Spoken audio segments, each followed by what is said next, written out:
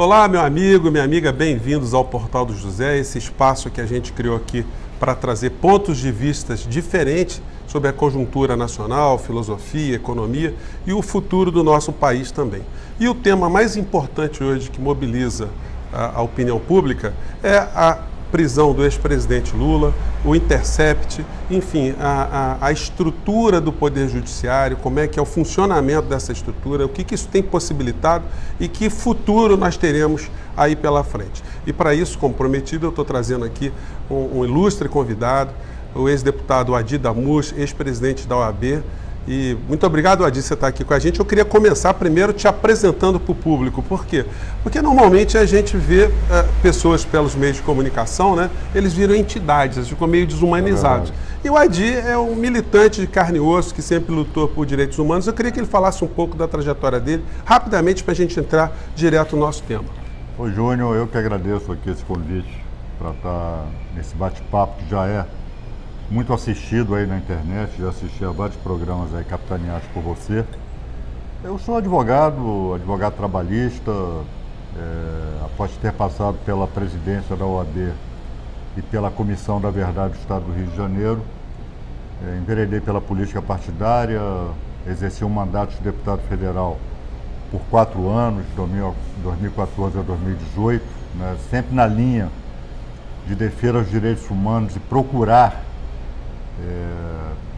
interpretar, não é, para o povo brasileiro o que significa o sistema de justiça, as suas virtudes e os seus vícios, né? Hoje eu diria mais vícios que virtudes. E sou um brasileiro vascaíno, gosta de ler e que gosta de ouvir boa música. Bom, Adi, vamos entrar aqui então no nosso tema aqui. Olha, eu queria começar primeiro numa conjuntura política, porque é o seguinte, o ex-presidente Lula, ele foi o presidente brasileiro mais bem avaliado da nossa história. Saiu com índice aí quase de 90% de aprovação. E hoje nós temos uma sociedade fracionada, fraturada, onde existem muitas pessoas que saíram do olhar crítico. Hoje elas têm um sentimento de ódio, né? É perceptível isso. Queria que, o que é possível dizer para essas pessoas? A gente perdeu metade do povo brasileiro? Ou algum modo da gente reunificar o Brasil, reunificar a nossa nação, né? E o que deu errado, Adi, para isso ter acontecido? Olha, Júnior, se fosse possível, né, num cenário hipotético, eu estar diante de todas essas pessoas, num grande auditório, ou num programa como esse, né, em que eu estivesse sendo ouvido por elas, a primeira sugestão que eu daria a elas é comparem a época do presidente Lula e comparem essa época. Você que é empregada doméstica, compare o tempo em que você podia andar de avião e veja se hoje você pode comprar uma passagem de avião. De ônibus, né? Até de ônibus está complicado. Até de ônibus está difícil. Se houvesse porteiros nessa grande reunião, nessa grande assembleia, eu diria, compare. Veja se seu filho hoje tem o acesso à universidade que o filho do seu colega do prédio ao lado teve naquela época. E assim por diante, Júnior. Uhum. Né? Eu pediria para comparar. E pediria também para as pessoas pararem para refletir um pouco, né? Desanuviarem o coração. Né? Porque esse ódio, essa intolerância, isso não tem justificativa, isso não se ampara em qualquer parâmetro de realidade, não há porquê. Eu acho que ódio e intolerância em nenhum momento se justificam, mas às vezes há uma base real, há um motivo para o ressentimento. Em relação ao PT, em relação ao presidente Lula, qual é a base desse ressentimento? Uhum. Por que essa intolerância, por que esse ódio, né? Que eu digo, Júnior, que também não é a maioria da população, não, né? A gente se deixa também muito levar pela virulência das redes sociais e acha que isto é um fenômeno que atinge eu diria que boa parte dos brasileiros hoje, por incrível que pareça, ainda está apática, né? Uhum. Diante desse quadro descomedido de desemprego, né? De violência, né? de dissolução das instituições, né? Mas, de fato, existe isso que você chamou de antipetismo. Existe, é real. Agora, acho que não tem justificativa.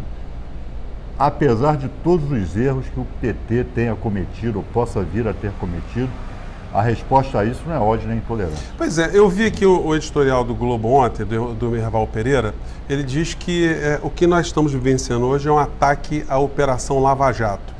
Você está atacando a Operação Lava Jato, Adi? É esse o propósito dos advogados do ex-presidente Lula? Não, Júnior, nós estamos defendendo o Estado Democrático de Direito e, do nosso ponto de vista, a Lava Jato é um ariete contra o Estado Democrático de Direito. A Lava Jato personifica o estado de exceção. A Lava Jato não respeita a Constituição, a Lava Jato não respeita o ordenamento jurídico, por isso ela merece essas nossas críticas. A Lava Jato combate a corrupção. Bom, primeiro, que não cabe a juiz combater coisa nenhuma. O juiz pega o processo e julga de acordo com a prova dos autos. Segundo, que combate nenhum a qualquer tipo de ilícito, seja corrupção ou seja qualquer outro tipo de ilícito, justifica atentados à ordem jurídica, justifica atentado à Constituição. Pois é, o Adi, teve um episódio aqui no Rio de Janeiro, que eu acho que é um paralelo interessante, quando a ex-juíza Denise Frossard, ela condenou bicheiros, né? E acabou também virando uma celebridade, tal qual o ex-juiz Moro acabou virando também. Quer dizer, cumpriram um determinado papel, que é um papel de exercer ali o julgamento, né? Mas acabaram virando celebridades também, né? Como é que se analisa esse tipo de situação? Um juiz, um magistrado que deveria cumprir o seu papel, acabar virando uma celebridade e mais um parênteses dentro do parênteses. Quando se fala em Operação Lava Jato, a força-tarefa seria conduzida normalmente por um Ministério Público e pela polícia, né? O juiz ele não deveria fazer parte de uma operação. Como é que você avalia tudo isso? Olha, para você ver, Júnior, que essa figura do juiz celebridade, ela não é de hoje. Hoje, ela se exacerbou, não é? Na figura do senhor Sérgio Moro. Mas já vem de algum tempo para cá. A juíza Denise Frossard é um exemplo localizado aqui no estado do Rio de Janeiro, mas é um exemplo. Ela julgou processos rumorosos, né, envolvendo contraventores aqui no Rio de Janeiro, alguns anos atrás. Espera só, Adi, somente, vamos continuar, mas não bate muito aqui não, porque tá bom. Vai descolar a retina do nosso povo. Há cerca de 10 anos atrás, 12 anos atrás, enfim. E isso fez com que ela se sentisse capacitada, não é, a disputar eleições. Aliás, o destino quis que ela disputasse eleições com alguém que hoje também está preso, né, que foi com o ex-governador Sérgio Cabral. Mas isso mostra, Júnior, que há determinados segmentos do sistema de justiça brasileiro que não se conformam em serem apenas servidores públicos, né, cumpridores das suas obrigações. Uhum. Após terem realizado concursos, né, resolvem ficar famosos, resolvem virar celebridades, agora a custas, muitas vezes, né, do respeito à Constituição que eles juraram defender, né, às custas da desconstrução do ordenamento jurídico, e acabam utilizando o processo, acabam utilizando as suas prerrogativas que são decorrentes, né, da Constituição, acabam utilizando isso em proveito próprio. Uhum. Adi, a gente tem no Brasil quase 200 mil presos que estão lá nas nossas masmorras sem uma sentença penal transitada em julgado em última instância. Isso denota que o que está acontecendo com o ex-presidente Lula e com outros réus também não é uma coisa nova. O sistema ele já tem operado dessa forma há muito tempo. O que aconteceu, Adi? Olha, eu acho que desde que se fundou o sistema penitenciário aqui no Brasil, as coisas são assim, né? A criminalização da pobreza, o punitivismo exacerbado, a ideologia de que o direito penal resolve os problemas sociais, né? É assim que pensa boa parte de segmentos médios brasileiros, da classe média, segmentos políticos, segmentos midiáticos, e isso faz com que o Brasil seja hoje a terceira maior população carcerária do mundo, né? Aqueles que lá estão, lá devem morrer, assim pensam essas pessoas. Inclusive, o nosso presidente atual, ele deu uma declaração sobre aquele rapaz que foi preso com cocaína, que ele deveria ser eliminado, deveria ir para a Indonésia, né? O nosso presidente atual é um péssimo exemplo, né? É um mau exemplo para qualquer tema que nós invoquemos aqui. O atual presidente é um péssimo exemplo, né? Ele não tem compostura, né, para exercer o cargo de mandatário, de primeiro mandatário brasileiro. Mas ilustra bem, né, o pensamento de boa parte da sociedade, né? Está muito rebaixado, muito rebaixado. Infelizmente, o nível médio de consciência do povo brasileiro está muito rebaixado. Adi, eu queria fazer algumas ponderações com você, porque como o nosso programa é assistido por todas as correntes políticas, as pessoas falam, ele não perguntou tal coisa. Bom, então eu falei da Operação Lava Jato, mas eu queria tocar um pouco no tema corrupção. É porque a gente está discutindo muito a questão do ex-presidente Lula e parece que a gente estaria, de um certo modo, querendo apagar muitas distorções que aconteceram no passado com várias pessoas, inclusive quadros do PT, que são réus confessos, enfim. Como é que você analisa isso? Dá para a gente separar essas situações? Dá para reconhecer, por exemplo, que houve erros, houve crimes e essas pessoas deverão ser responsabilizadas ou está tudo dentro do mesmo pacote? Olha, Júnior, primeiro nós temos que enfrentar esse debate da corrupção como ele deve ser enfrentado, respeitando a lei, respeitando a Constituição e não reproduzindo determinado tipo de coisa. O Brasil, esse dinheiro da corrupção poderia estar sendo aplicado na saúde, na educação. Isso é conversa fiada, isso é mentira, né? Porque nós sabemos que investimentos em saúde e educação, eles não dependem do grau de corrupção no país. É questão de vontade política, né? E o capitalismo brasileiro não investe em educação e não investe na saúde. Então não é por conta de desvio de dinheiro da corrupção, que deve sim ser combatido. Deve, né, como qualquer ilícito, né? Agora, o que acontece aqui no Brasil é que isso está se dando fora, contornando o ordenamento jurídico, está se dizendo ao povo brasileiro, a Constituição é um obstáculo ao combate à corrupção. O grande problema do PT, e aí sim o PT errou e errou feio, foi querer adotar práticas que todos os partidos anteriores, e que o PT ganhou o apoio popular que ganhou, ao fazer a crítica a esses partidos, né, de utilizar, de se valer de determinados métodos de financiamento de campanha que o PT sempre criticou, sempre denunciou, o PT resolveu aderir a isso. Agora, casos individuais de malfeitos e de corrupção têm que ser apurados caso a caso, apurados no processo.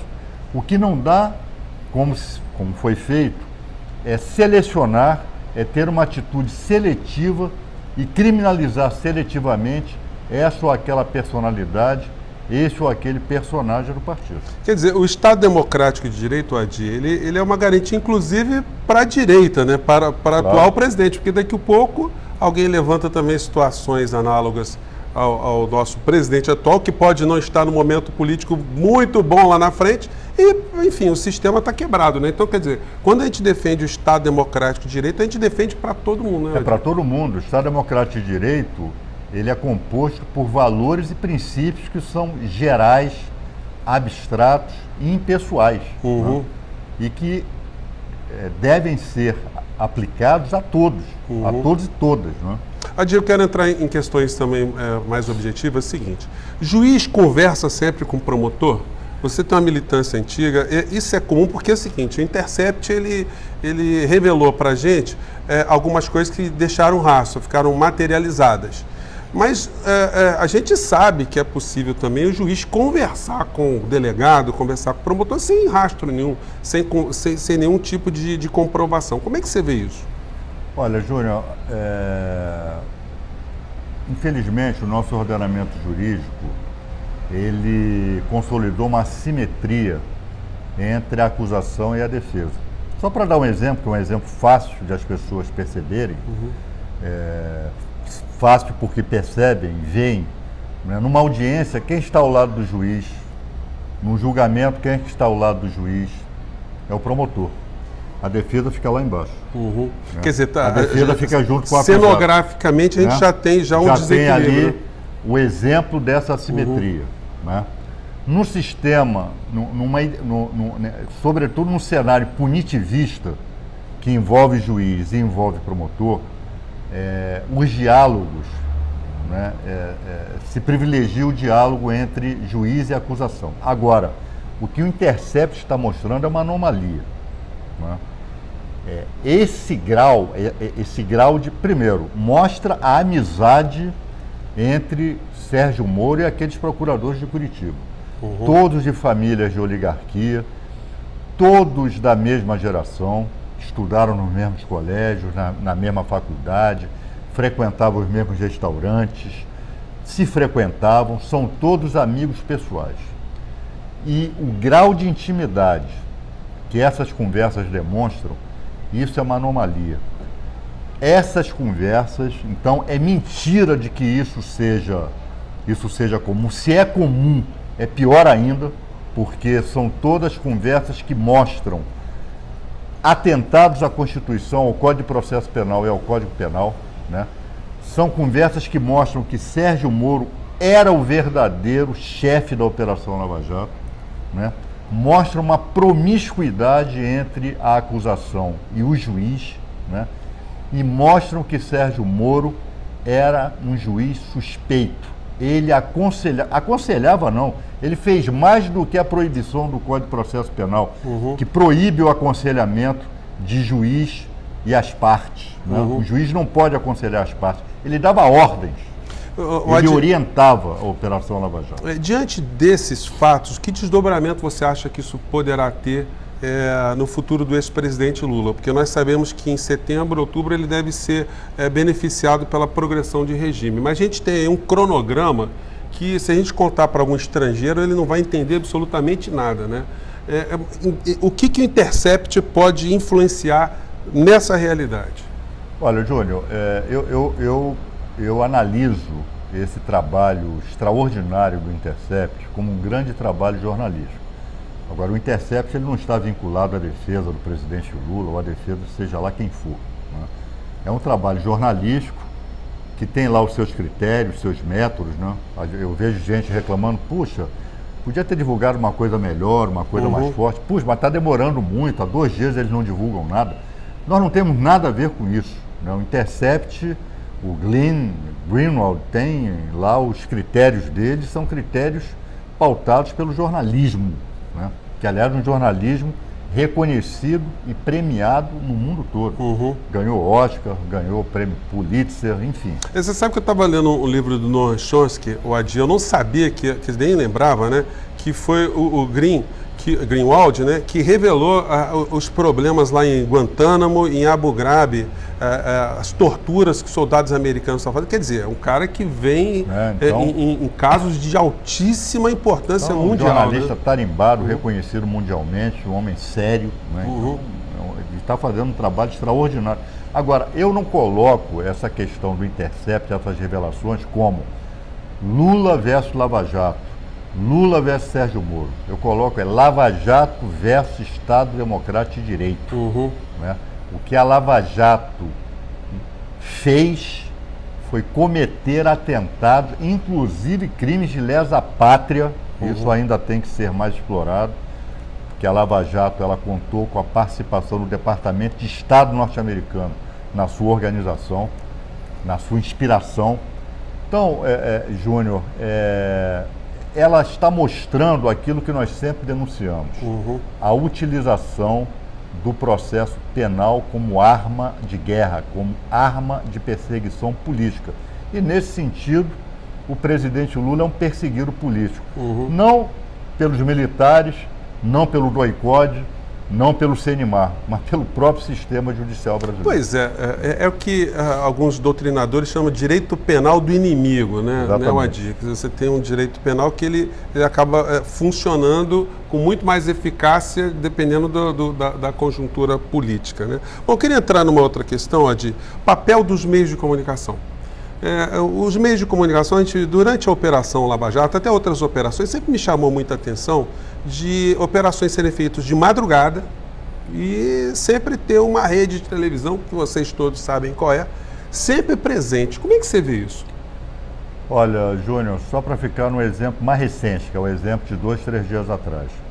A Folha de São Paulo, se não me engano, está em parceria com o Intercept, divulgou novos diálogos, né?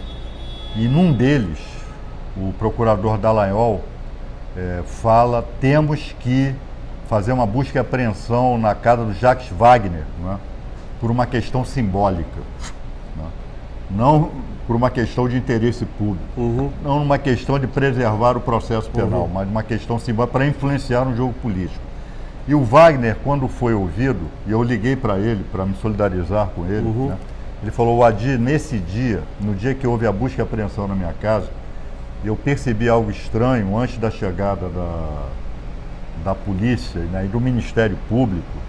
Aí eu percebi que seria alvo de ou de prisão ou de uma busca e apreensão, que 40 minutos antes já havia o caminhão da Rede Globo lá na porta da minha casa. 40 minutos antes. Quer dizer, Mãe de Ná não morreu.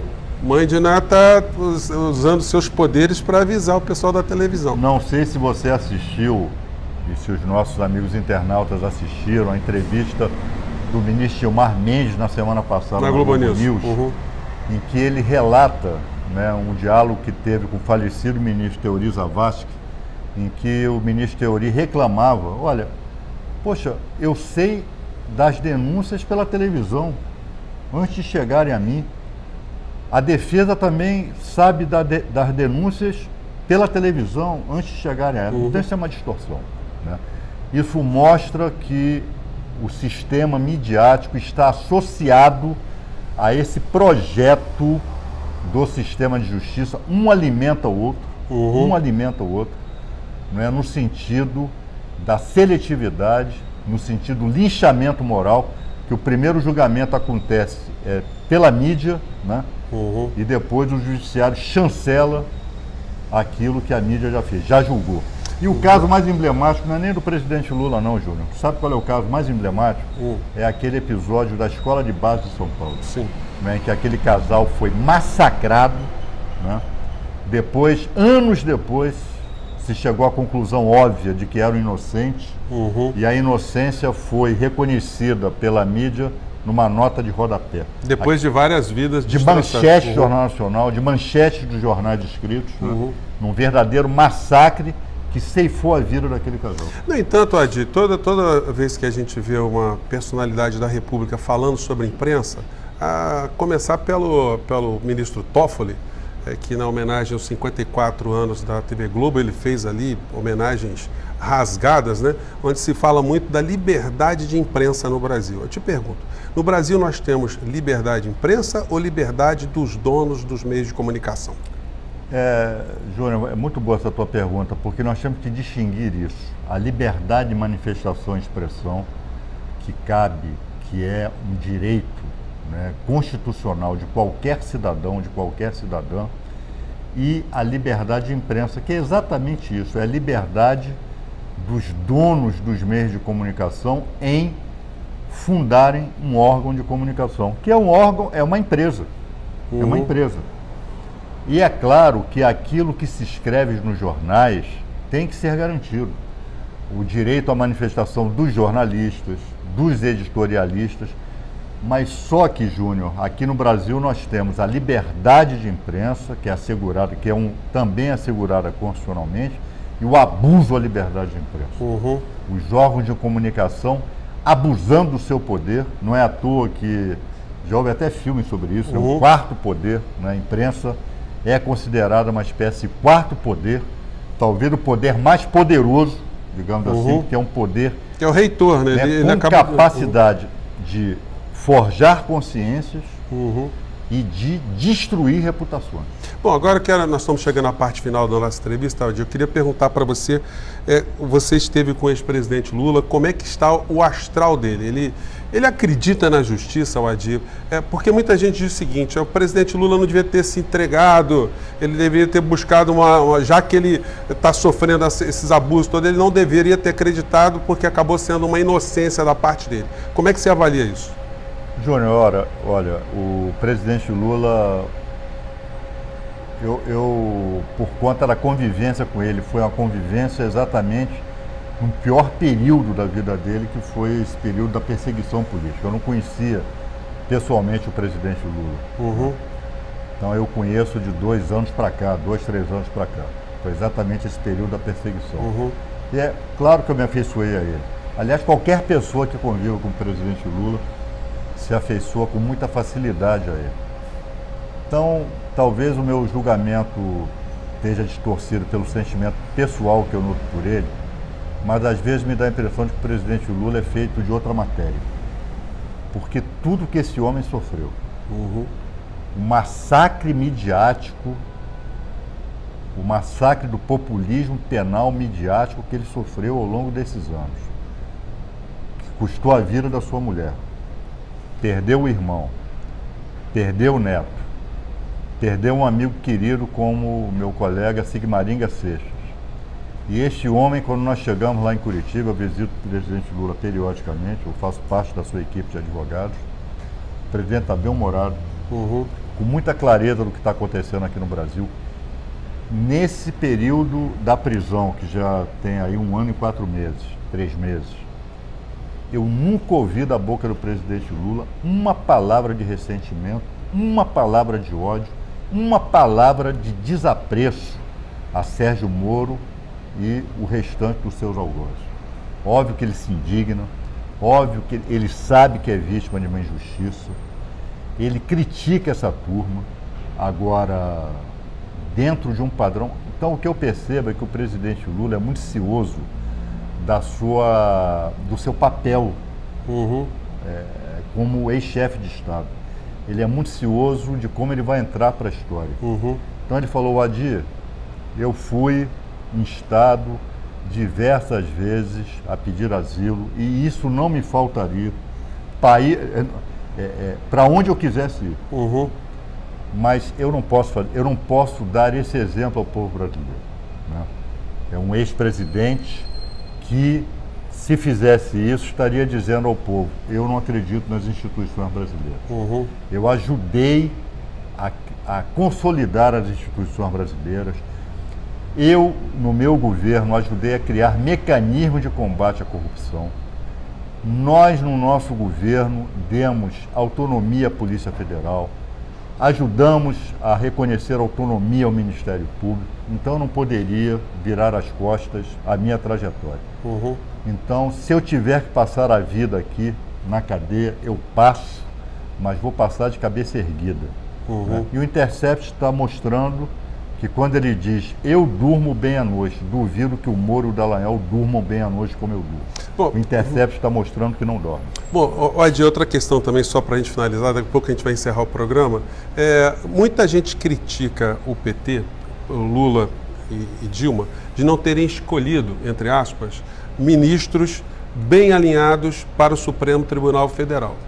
Queria que você comentasse isso e desse um palpite aí. O que você acha que vai acontecer nos próximos julgamentos quando chegar até o Supremo Tribunal Federal? A questão do ex-presidente Lula.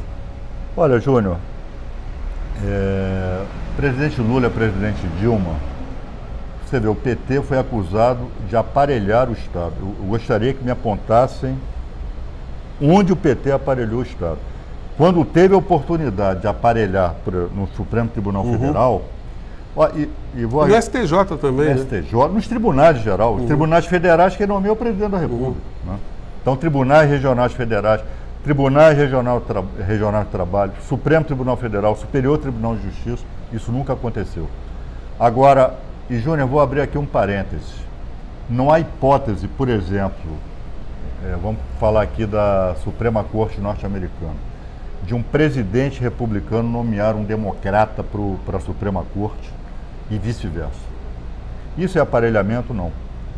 Isto é, vou nomear um ministro, né, que tenha um mínimo de afinidades com a minha visão do Brasil, com a minha visão da sociedade brasileira.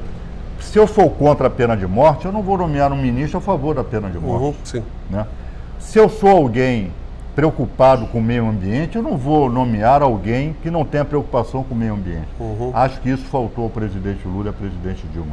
Não é aparelhar, não é colocar alguém ali que pense exatamente como eu, ou alguém não, se um dia eu vier a ser processado, eu tenho que colocar alguém ali que me inocente. Não.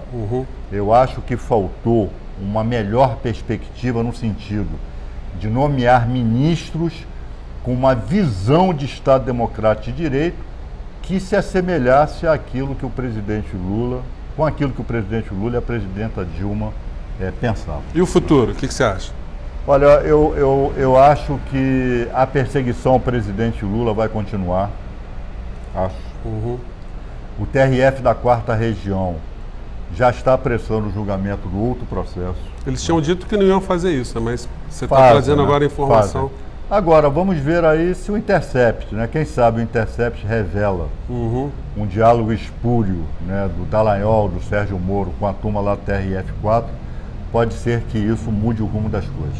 Gente, pode terminar. Temos que, enfim, essa luta em prol do presidente Lula é uma luta em prol do Estado Democrático de Direito e ela vai ser travada nas ruas, né? Os tribunais, eles serão apenas reflexos dessa luta. Gente, olha, eu queria agradecer imensamente o Adi Damus, que está aqui conosco. Você que está fora do Brasil, a gente tem uma audiência muito legal fora do Brasil, Adi, porque as pessoas estão querendo fugir dos grandes meios de comunicação para saber alguma coisa, né? E nós aqui estamos nos propondo a isso. Então, um grande abraço a você que está fora do Brasil, você que está em pequenas cidades espalhadas, né? E a gente espera ter jogado um pouco mais de luz sobre essa questão toda. Eu fico por aqui. Um grande abraço, Adi, mais uma vez. Um abraço e a você, até a próxima, né? Até a próxima. Tchau, gente. Tchau.